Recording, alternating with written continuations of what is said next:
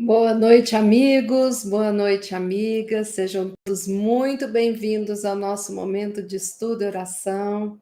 É com muita alegria que estamos mais uma vez ao vivo, fechando esse dia de trabalho, esse dia de tantas vitórias sobre tudo o que aconteceu e que nos fez oferecer a possibilidade de estarmos aqui reunidos nesse final de tarde, né?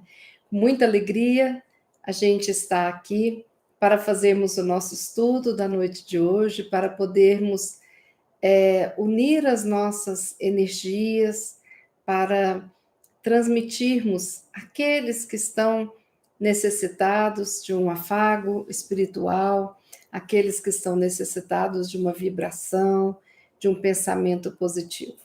Quando estamos aqui, ficamos unidos, formando esta esta esta corrente, né, que a gente chama de pensamentos, de orações e de vibrações. Os elos unidos formando uma única corrente. Isso é muito bonito, né? Hoje, um dia lindo, estamos aqui com muita alegria comemorando, porque esse vídeo de hoje é um marco para nós, porque essa semana nós completamos 600 vídeos de estudo e oração. Que alegria! Durante 600 noites estivemos aqui reunidos, orando, ao longo de todo este período que se iniciou com a pandemia. Então, eu gosto de dividir essas boas notícias com vocês, né? Muito estudamos e hoje, com certeza, estamos sabendo de mais temas, né? E compreendendo melhor os ensinamentos de Jesus. Isso dá um afago, uma alegria, um calorzinho bom assim no coração. E, como eu sempre falo, esse momento ele é coordenado por Jesus, o nosso mestre, o nosso guia. Então é a ele que nós pedimos neste momento proteção, amparo, luz, para que possamos, ao final deste estudo de oração, nos sentirmos melhor do que quando aqui ficamos. Quem quiser pode colocar as suas águas para serem fluidificadas, é sempre bom, né? E Jesus, esse mestre tão amoroso, ele envia suas falanges iluminadas para cuidar de nós, do nosso físico, do nosso emocional, do nosso espiritual. E a gente sente que os nossos lares estão vibrando numa energia mais positiva, sempre que estamos conectados com Jesus através da oração. Então, hoje, que os nossos lares sejam iluminados, muito abençoados, como todos da nossa grande família. Confiemos no Mestre e sigamos sempre adiante. E agora eu quero agradecer aqueles que deixam as suas mensagens no chat ao vivo e aqueles que não deixam, mas que estão aqui com a gente todos os dias em que temos estudo e oração. Isso é muito bom. Obrigada pela presença de vocês. Sem vocês, nós não teríamos completado os 600 vídeos de estudo e oração. Muito obrigada. Aqui, quem está no chat ao vivo, Paulo Parachim, boa noite. Obrigada, um ótimo final de semana para você também. David Oren, boa noite. Fátima Rossi, boa noite. Antônio Freitas, boa noite. Nídia Helena, boa noite. Que a paz do Cristo esteja com todos nós. Amém. Né? Que assim seja. Que coisa boa. E nós, né, já falei muito nessa introdução, vamos já ver a lição que é deste livro, Caminho, Verdade e Vida, autoria espiritual de Emmanuel, psicografia de Chico Xavier. O capítulo é o capítulo 84, Levantemo-nos. A passagem evangélica encontra-se no Evangelho de João, capítulo 14, versículo 31. Levantai-vos, vamo-nos daqui.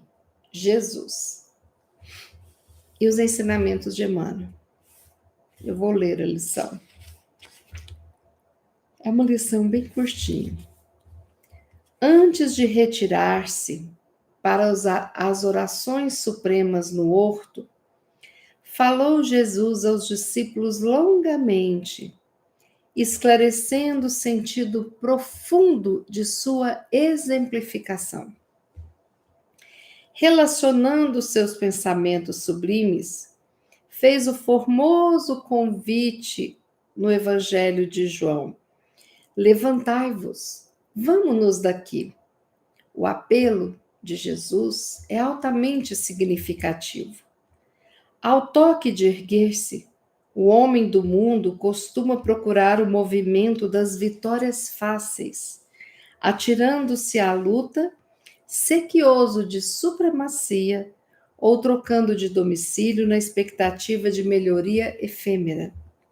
Com Jesus, entretanto, aconteceu o contrário. Levantou-se para ser dilacerado, logo após pelo gesto de Judas. Distanciou-se do local em que se achava a fim de alcançar, pouco depois, a flagelação e a morte. Naturalmente, partiu para o glorioso destino do reencontro com o Pai. Mas agora precisamos destacar as escalas da viagem. Ergueu-se Jesus e saiu em busca da glória suprema. As estações de marcha são eminentemente educativas. Getsêmani, o cárcere, o pretório, a via dolorosa, o calvário e a cruz. Estes constituem pontos de observação muito interessantes, mormente na atualidade, que apresentam inúmeros cristãos, aguardando a possibilidade da viagem sobre as almofadas de luxo do menor esforço. Que interessante essa lição aqui, né?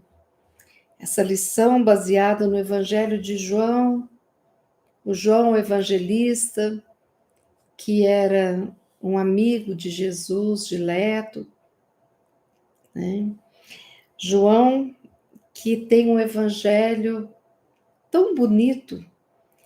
E essa frase de Jesus: levantai-vos, vamos-nos daqui. Esse capítulo 14, versículo 31, que foi citado, né? Ele tem um parágrafo do evangelho todo, é o seguinte. Quando Jesus fala a frase completa dele, é a seguinte: mas é para que o mundo saiba que eu amo o Pai e que eu faço como o Pai me mandou. Levantai-vos, vamos-nos daqui. Olha que interessante. É para que o mundo saiba que eu amo o Pai. Então, aquele momento que Jesus se levanta para ir em busca de toda a sua via, né? A sua missão suprema era para o dever de demonstrar o amor pelo Pai e a obediência. Eu faço como o Pai me mandou. Isso é muito forte, né? Levantemo-nos, que é esse título, que é o que Jesus fala. Ou seja, vamos nos erguer.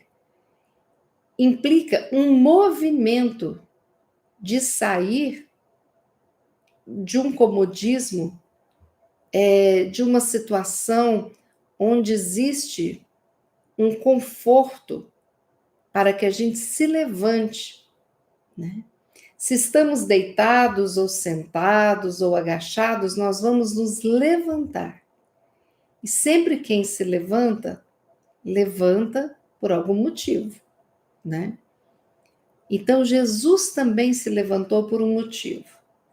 O motivo era obedecer ao seu Pai.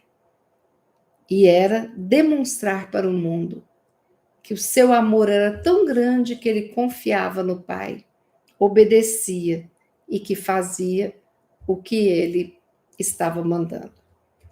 Mas numa parte aqui da lição, Emmanuel pede para que a gente preste atenção em algumas estações, escalas de viagem que Emmanuel chama, estações da marcha de Jesus.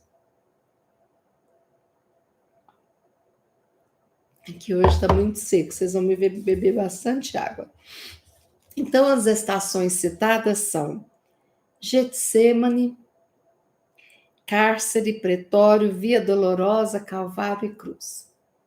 E eu fui pesquisar um pouquinho para a gente poder recordar, porque são nomes que a gente ouve, mas de repente é importante a gente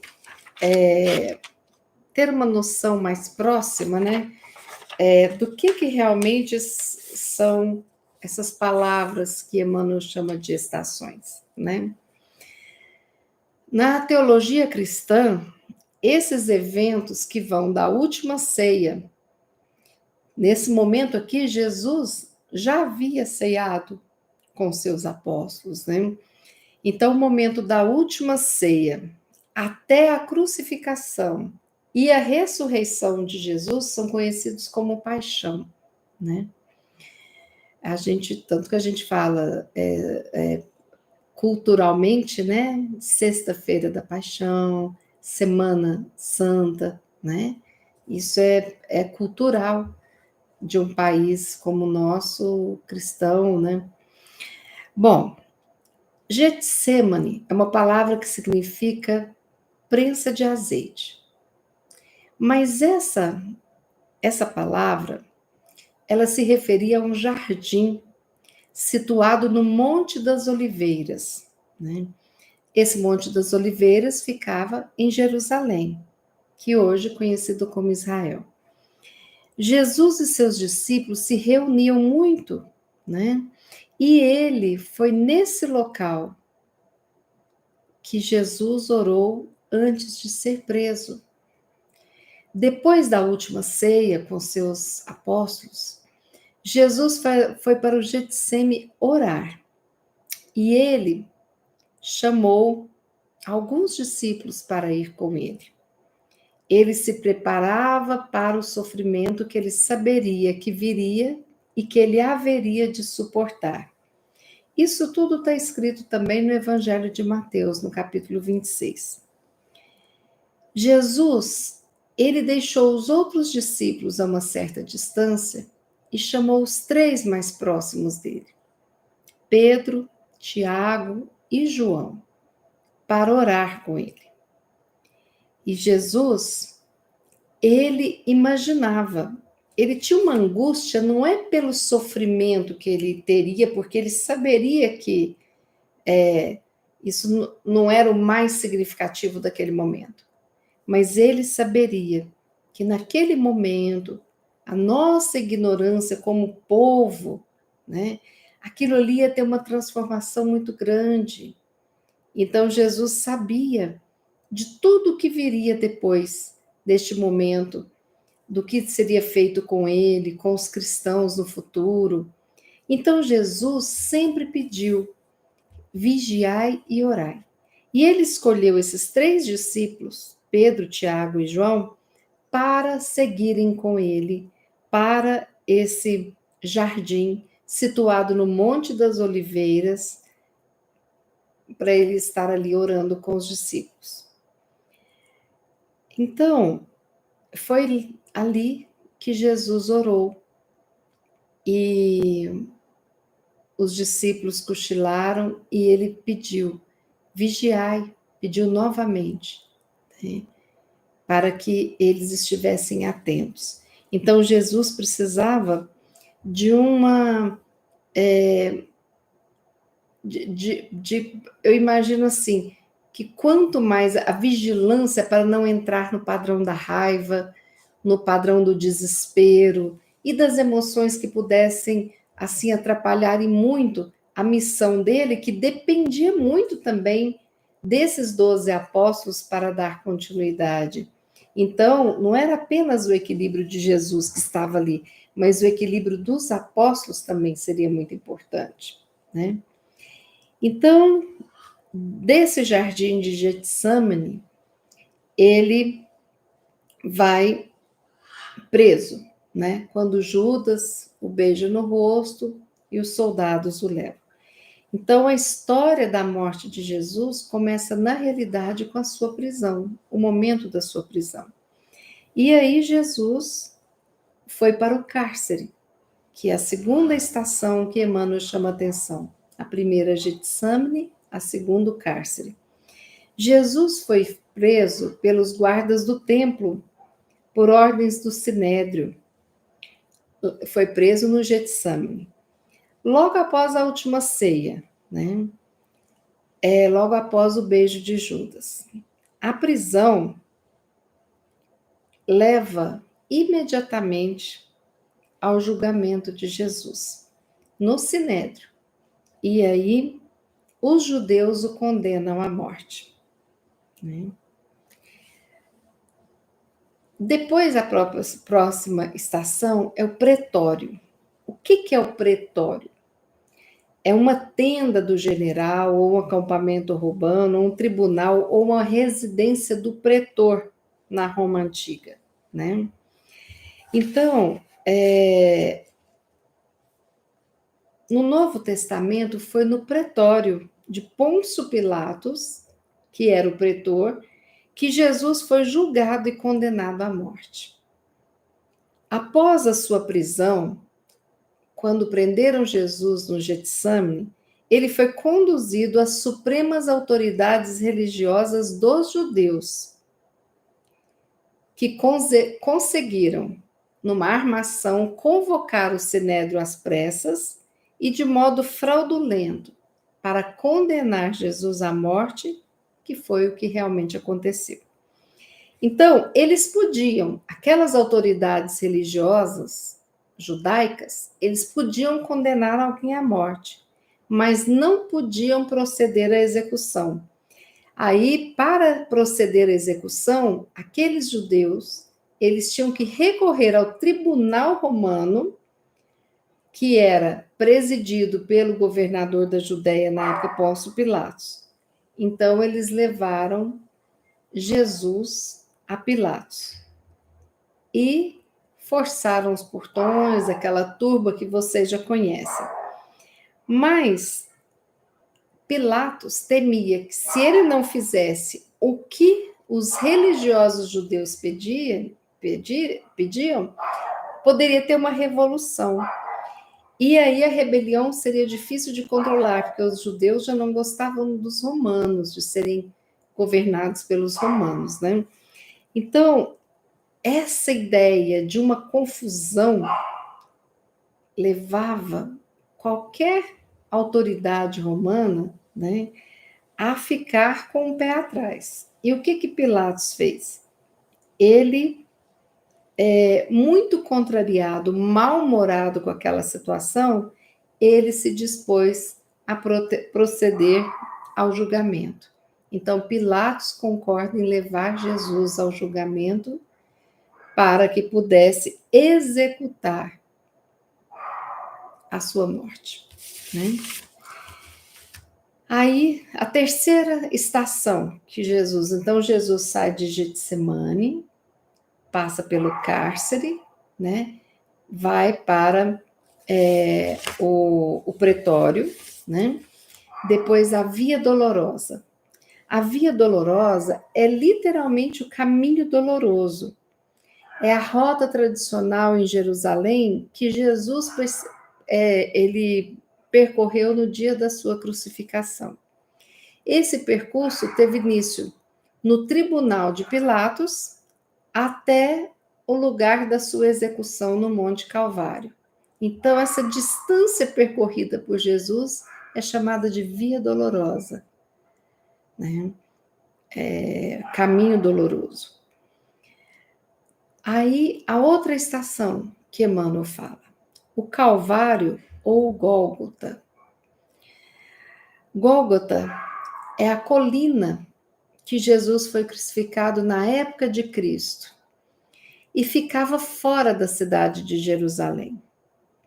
A palavra Calvário significa crânio, caveira. Muitos falam que é porque a montanha tinha uma forma que lembrava um crânio, tem algumas especulações, né? Ou seja, o Gólgota é aquela colina em que colocaram a cruz de Jesus, né? Na Via Dolorosa, esse percurso, mais ou menos 600 metros, não era nem tão distante quando a gente imagina, mas um percurso de muita humilhação, de muita dor, de muita ingratidão. E assim como a gente, que é pai, mãe, a gente sente uma tristeza quando vê o outro escolhendo um caminho que não trará felicidades. Vocês imaginem bem a tristeza de Jesus, né? Quando ele percebia que os seus irmãos diletos estavam ali e a maioria não tinha aprendido nada do que ele tinha falado. Muitos que pediam a sua morte tinham sido cuidados por ele. E a última, né? A última estação que Emmanuel chama atenção aqui é a cruz, né? A gente tem que se lembrar que tanto no plano material quanto no plano espiritual não existe uma conquista sem um esforço, né? Então, para nós encarnados, quando eu falo, deixa eu carregar a minha cruz, significa que eu estou diante de uma dificuldade que eu acredito que vai aprimorar o meu espírito, né? A cruz não é vista como um castigo, mas como um processo de aprimoramento, como algo necessário para uma espécie de uma purificação daquilo, de todo o mal que eu trago dentro de mim. A nossa cruz pode ser uma doença, pode ser um relacionamento difícil, pode ser qualquer problema, qualquer situação que nos faça amadurecer para privilegiar tudo relacionado ao espírito, ao invés do que é relacionado à matéria, né? Então, se nós desejamos nos purificar, retirarmos do nosso espírito os sentimentos de orgulho, de vaidade, de prepotência e tudo mais, nós precisamos antes tomarmos a nossa cruz e seguirmos o Mestre, aprendermos, fazermos o melhor, né? Porque esse ensinamento ele deixou, que foi o da libertação, né? E depois da libertação ele mostrou que vem a paz, por isso que ele ressuscitou. Então Jesus, ele não desencarnou na cruz para redimir os pecados dos homens, né? Mas para dar um exemplo, que é isso que ele fala na fala dele, né?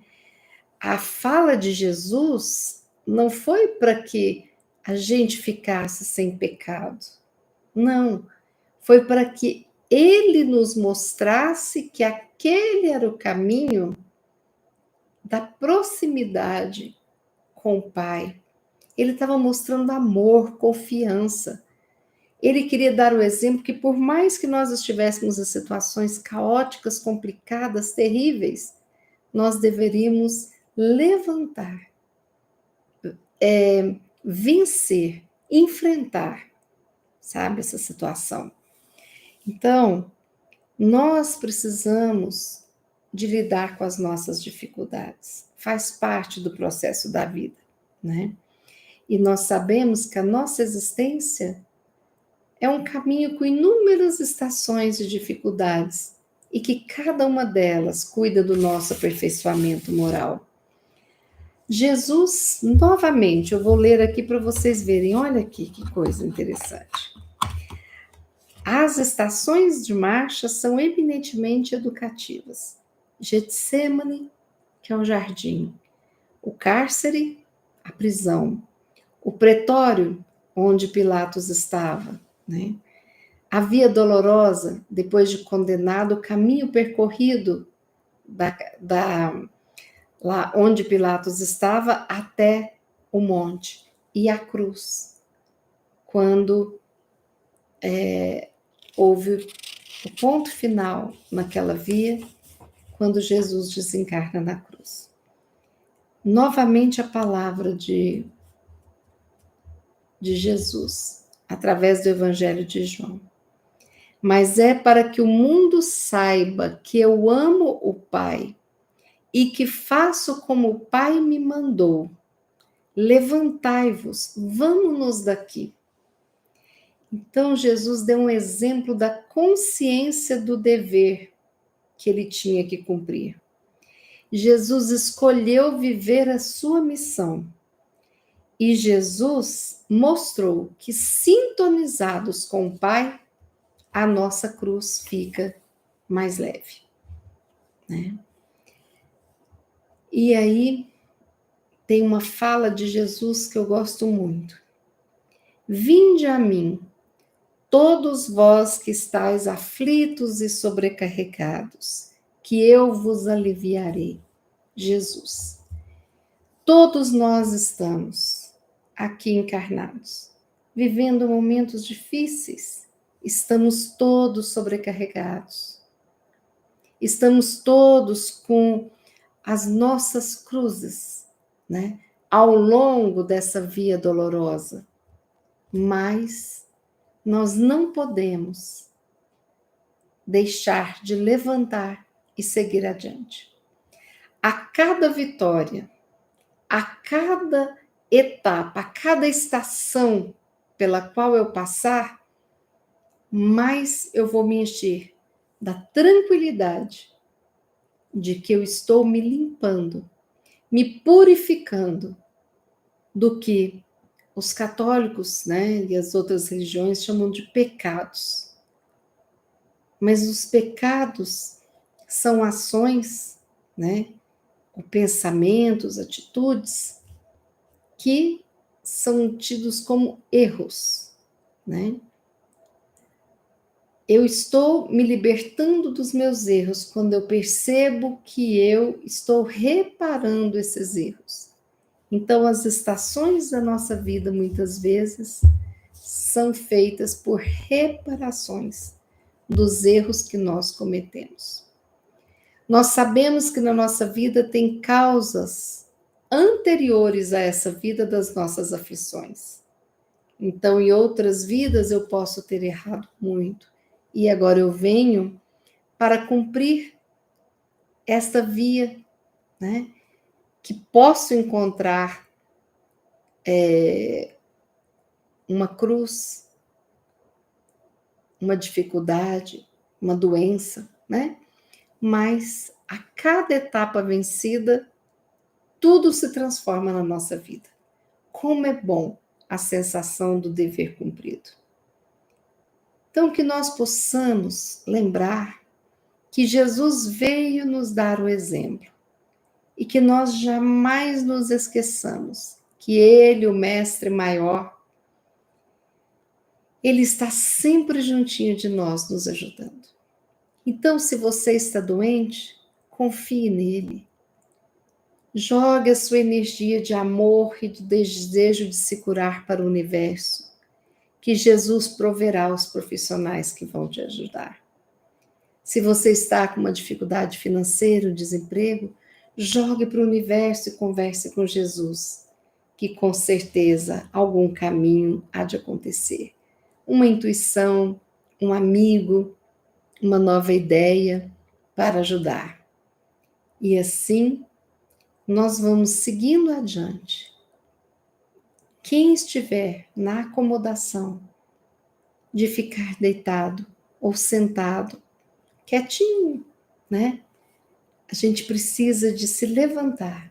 Então, quando Jesus pede levantai-vos, é para que a gente saia da nossa zona de conforto e que a gente continue, mesmo sem o conforto de ficar sentado, mas para seguir adiante e fazer o melhor, por nós, por todos os que nos cercam, testemunhando o nosso amor ao Pai, testemunhando a nossa coragem e a nossa obediência. Vou finalizar com a fala de Jesus. Vinde a mim, todos vós que estáis aflitos e sobrecarregados, que eu vos aliviarei. Jesus. E é com essa frase, com esse sentimento de gratidão, de estarmos sendo acolhidos, que nós vamos fazer a nossa prece.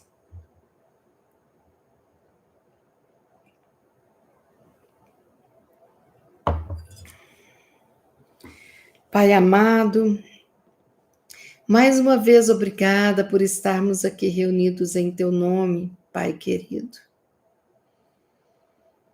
Dai-nos, neste momento, a luz necessária para continuarmos a nossa via, a nossa caminhada nesta seara. Dai-nos a coragem e a fé, como as demonstradas pelo nosso Mestre Jesus. Dai-nos a certeza de que estamos todos sendo assistidos, em nome do Pai.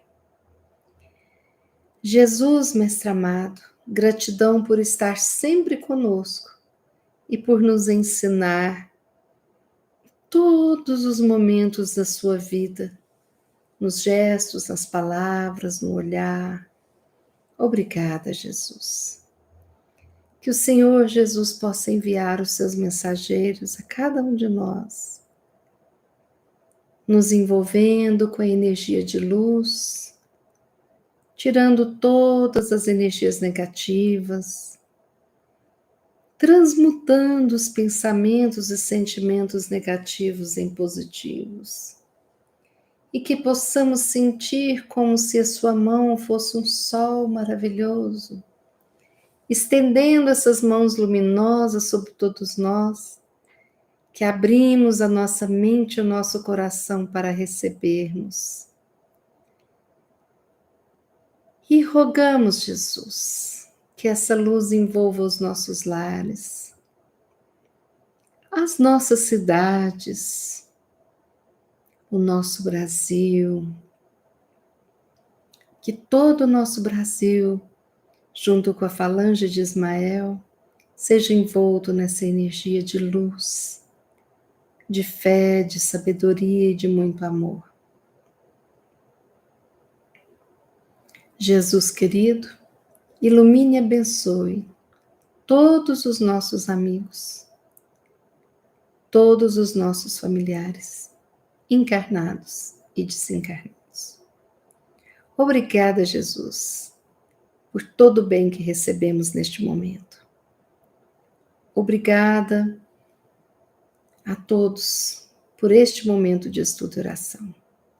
Finalizamos dizendo que assim seja. Amigos queridos, finalizamos o nosso estudo de hoje, que é uma belíssima reflexão, não é mesmo? Levantemo-nos. Levantemo-nos. Saiamos do comodismo de ficar numa zona de conforto e vamos nos levantar. Enfrentar as dificuldades que todos nós temos e seguir adiante com a sensação do dever cumprido, porque a sensação do dever cumprido é uma das formas maravilhosas de purificação. Tenham todos uma excelente noite e que Deus nos abençoe hoje e sempre. Segunda-feira, 20 horas, ao vivo, o nosso estudo e oração. Até lá, se Deus quiser, e Ele há de querer. Boa noite, amigos e amigas.